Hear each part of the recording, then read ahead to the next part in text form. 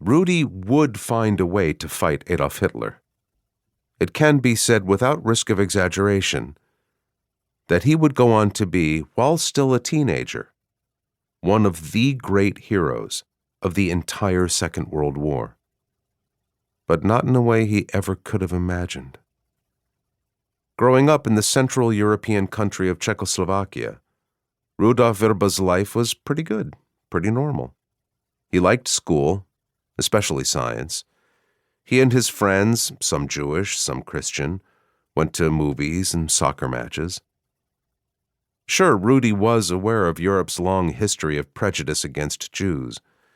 He'd hear the occasional anti-Semitic joke in the market. Someone would be bargaining with a merchant and they'd say, "What are you, a Jew or a human?" It was ignorant and cruel. But this too was normal. All part of life for a Jewish kid.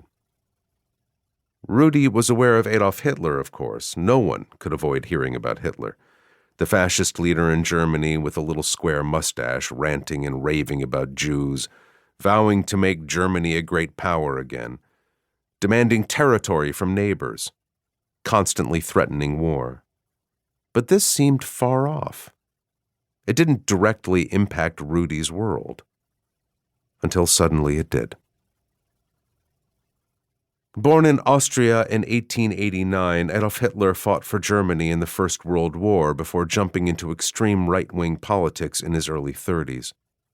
Hitler and his Nazi party competed in German elections throughout the 1920s and into the early 1930s. Even with Nazi thugs stalking the streets, intimidating voters and journalists, beating up political rivals, Hitler never won a majority of the national vote. But in a country badly divided between rival parties, he had one of the largest blocs of voters. He became Chancellor of Germany in 1933 and from there moved quickly to seize the powers of a dictator. Hitler banned other political parties. He shut down opposition newspapers.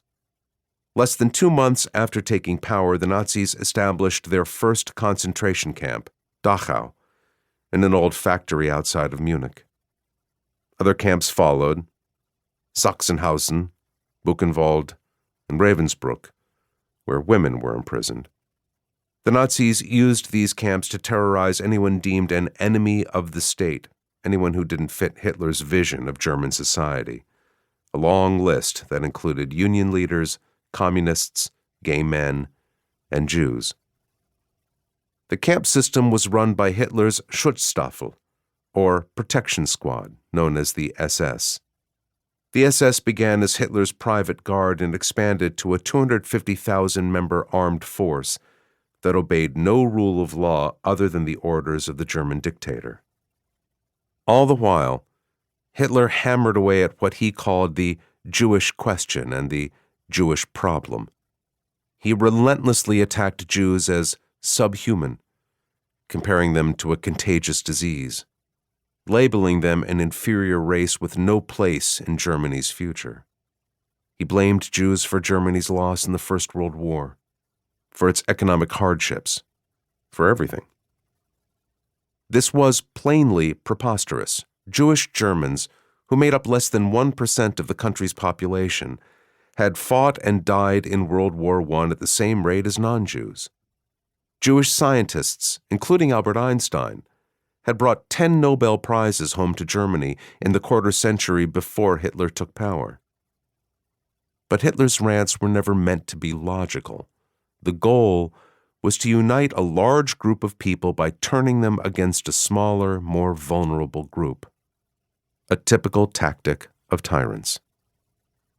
With absolute power in his hands, Hitler stripped German Jews of their citizenship and rights.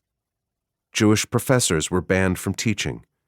German universities started teaching absurd racial science, which, conveniently, concluded that Germans were a master race and destined to build an empire in Europe.